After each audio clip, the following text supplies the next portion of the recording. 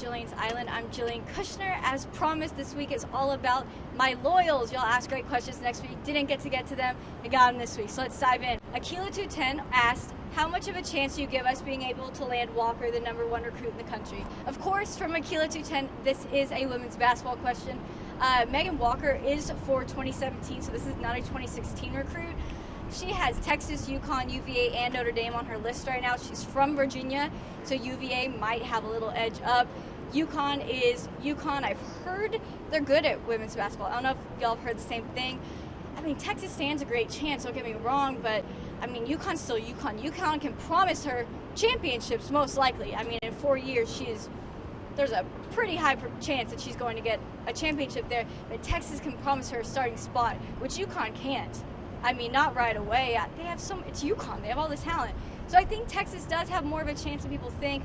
I would still give UConn the advantage, as I would in most cases in women's basketball. Dan Horn asked, top 3 positions in groups in football this fall. Linebackers, they're going to be stacked, man. I feel like every recruit is a linebacker. I'm a linebacker. We're all linebackers. And that's already adding to what Texas already had at linebacker, Malik Jefferson. It's stacked, man, stacked. Receivers, I've talked about this a lot. We've got the Duvernay brothers now coming in. John Burt's coming back. I mean, all these guys, I think receivers are going to be great. Texas has to throw the ball, of course. And then returners. That's another thing with receivers. The guys who aren't going to play receiver will play return man, and special teams needs it. Texas's special teams are far from special. I mean, not special at all. Not at all. Longhorn Dale asked, how many golds will Phelps win this summer? Any other Summer Olympics predictions, men's basketball, etc.? I believe he won 6 medals in London, and 4 of those were gold, which is insane. I'm really glad he's coming back this year. I mean, I didn't want him to retire. He's 31 though, so it must be nice to be able to retire at 31 and be set for life. Olympic swimmer, man. Anyway, I think he wins probably 2 golds this year. I think that's an easy bet. It's Michael Phelps. He's amazing. As far as men's basketball, I think Team USA wins gold. You know, so many people are not playing. So many of the stars are not coming to the Olympics because of Zika concerns. But USA's B team still beats everybody else's A team. I think the countries that will give Team USA a problem will be Team Canada, Team France, and Team Spain. Spain has always been an issue for USA. Pau Gasol was not going to go to the Olympics. He changed his mind last minute, so he will be playing for Spain. Team Canada, I think, is probably going to be the hardest, if all these teams do have to qualify still. Team Canada has 2 former Longhorns because they are traitors. Tristan Thompson and Corey Joseph will be there. And they have some other NBA big names. They have Anthony Bennett of the Timberwolves, Tyler Ennis of the Suns, and Melvin Ejim of the Magic. Everyone else on Team Canada is D-Leaguer from overseas. Team France, of course, Tony Parker has changed his mind. He will be competing.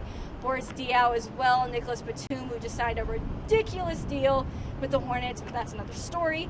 I still think, those teams do have to qualify. Why Canada is in the Eurobasket qualifiers, I don't know, but I think Team USA still pulls out a gold, and it's a great opportunity for all these young guys who wouldn't have made this team otherwise. I mean, all the stars would have taken those spots, but I think it's great. There's going to be so many fresh faces on Team USA, and I think they'll have a lot of fun. Slimmy BKT asks, is 4 teams the optimum number for the college football playoff? And if not, what is the best number and why? Thank you for asking me this. I can talk about this for hours. The college football playoff should not be 4 teams. How can you say the playoff is for the Power 5 conferences and there's only 4 spots? 5, 4, it doesn't work. It's math. It pisses me off almost as much as the Big 12 10 teams. It's on that level. Y'all know that makes me mad. I think make it 6 teams. You can have the best of each side, sit out the first round. If they're like, oh, that's too many games, well, y'all decide to put in the playoff, not me. I think it would be so much better. You got to get all the conferences in there. Power 5, at least. Hello. I think 6 teams. Why not? I know this past year was the guinea pig year, but y'all got to make that change ASAP. Lance Farmer 90 asks, so what do you think of the uniforms now compared to the ones before, the few changes they have made? Also, would you like to see alternate uniforms, like maybe they wear once or twice a year? Let's be honest here, no real changes were made. It's the same uniform. Maybe they use a different type of thread, different color. Maybe instead of white, they use an off-white. They look the exact same. I've talked about this before. I would love to see alternate uniforms. Everyone would. Everyone my age, at least. I know the recruits would. We've talked about this. Oregon gets all this flashy, gear and all these cool uniforms, and people, the recruits love it. Give them it here. That's what they want. Flashy. I know the traditionalists aren't going to like it, but hey, that's what everybody else wants.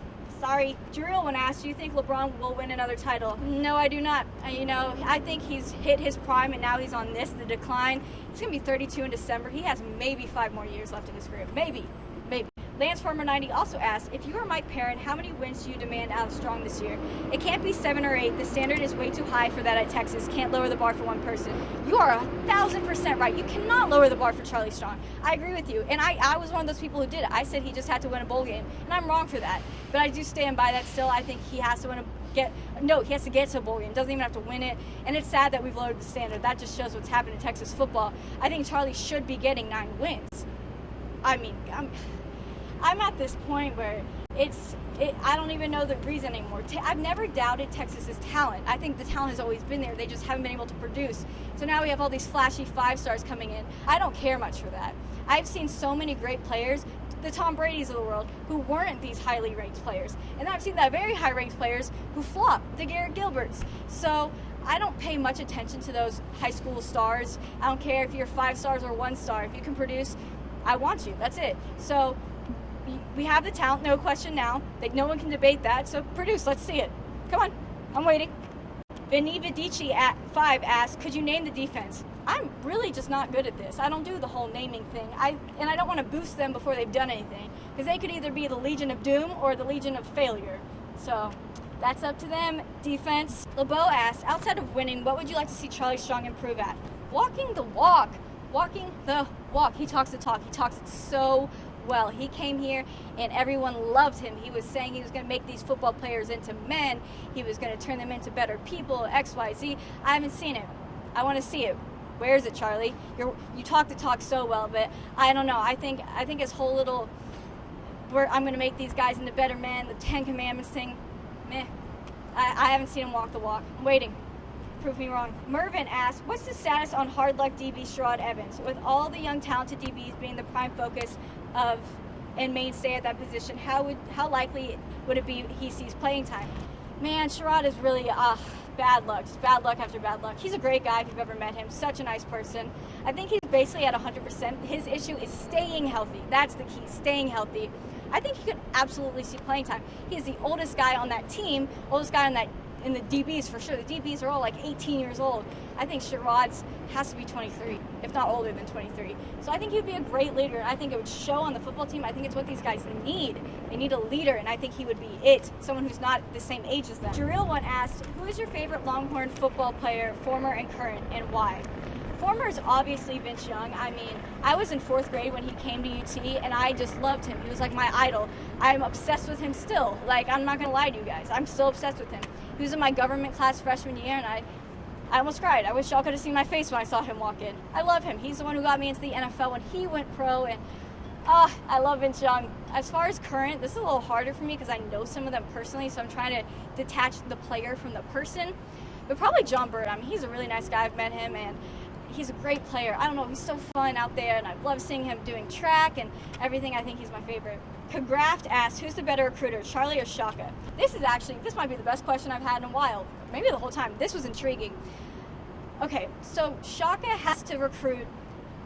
He had to fill 6 spots on a 12 to 15 man roster, whereas Charlie had to fill about 35 spots on a 105 man roster.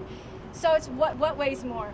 I personally think it's Shaka. I mean, he had 3 top 100 recruits, ESPN top 100. 2 of them are McDonald's All-American. And at Texas, it's all about football. There's no question. Texas is a football school, football state, football everything. So as a football player, this place is so attractive. I mean, look at this. Look at this, all for the football players.